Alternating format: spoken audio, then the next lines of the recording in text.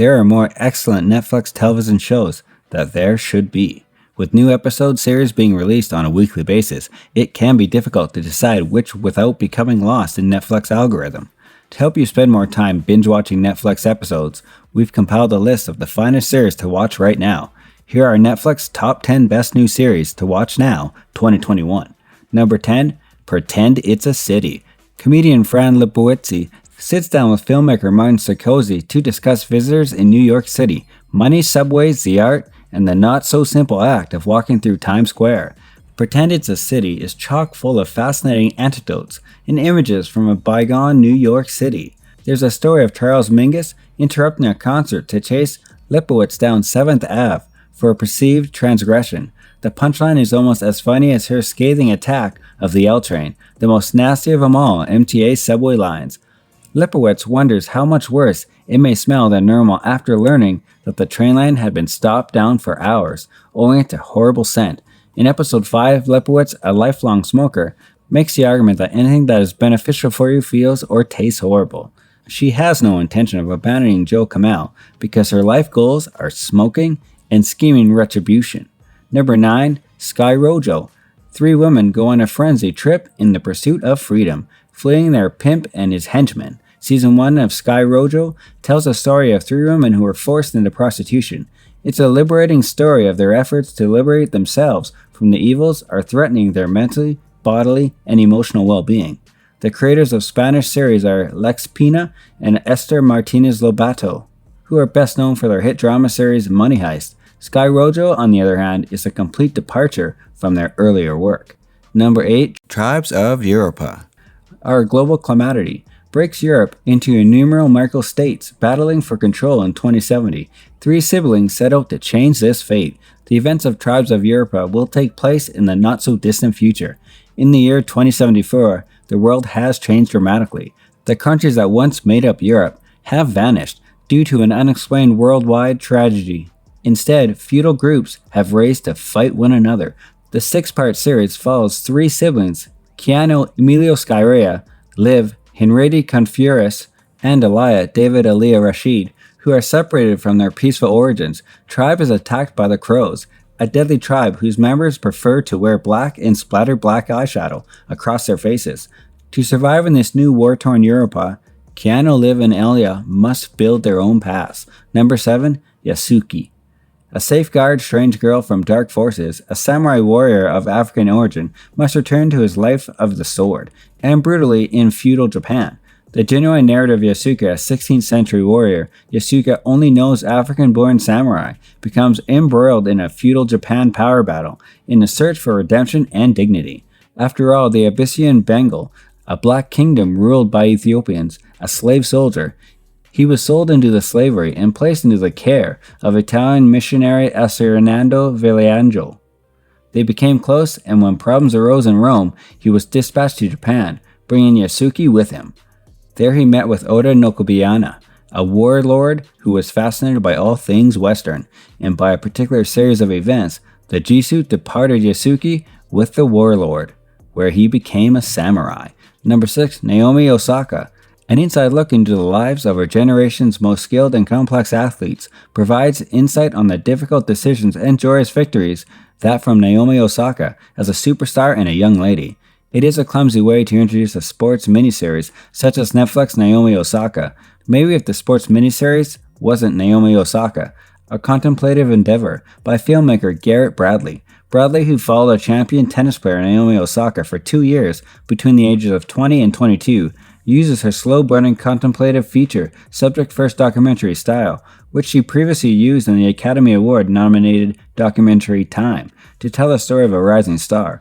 Although Osaka's parents, team, and boyfriend speak openly about her in talking head interviews, we don't see Bradley ask specific questions about her.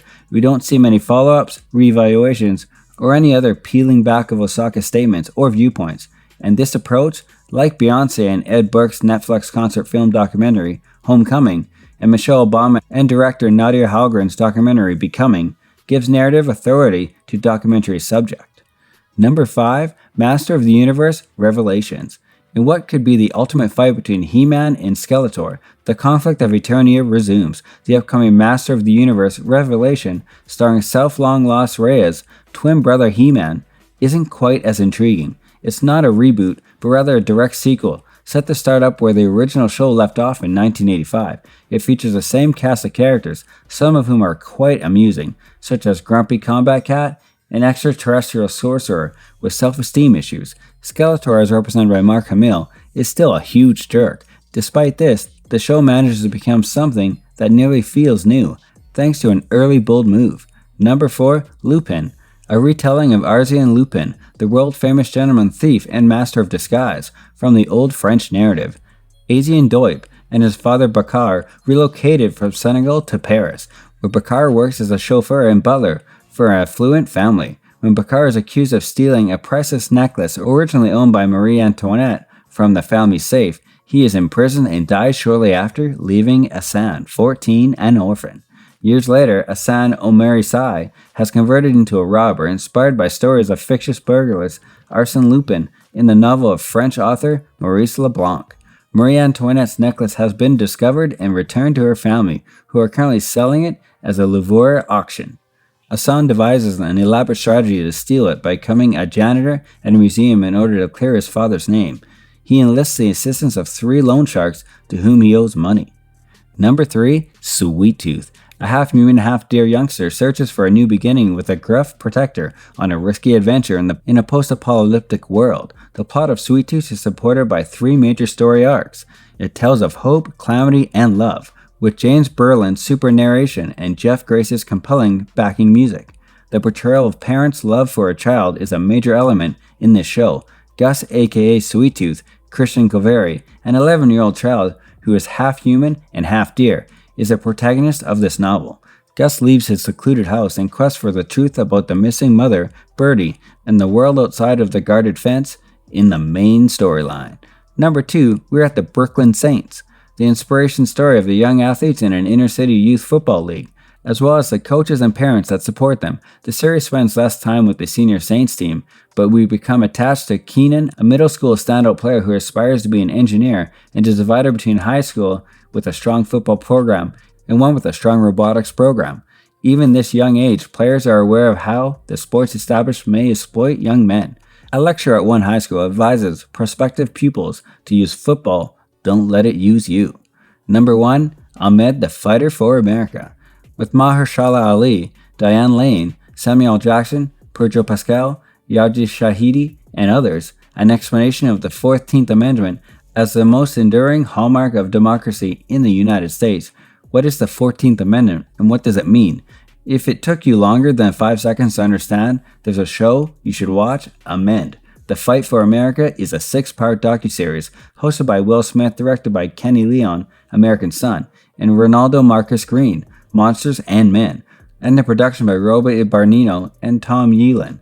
The series explores the significance of the 14th Amendment, which establishes citizens' right to equal protection of the law, and how it influences everything from black people's voting rights to abortion to homosexual marriage.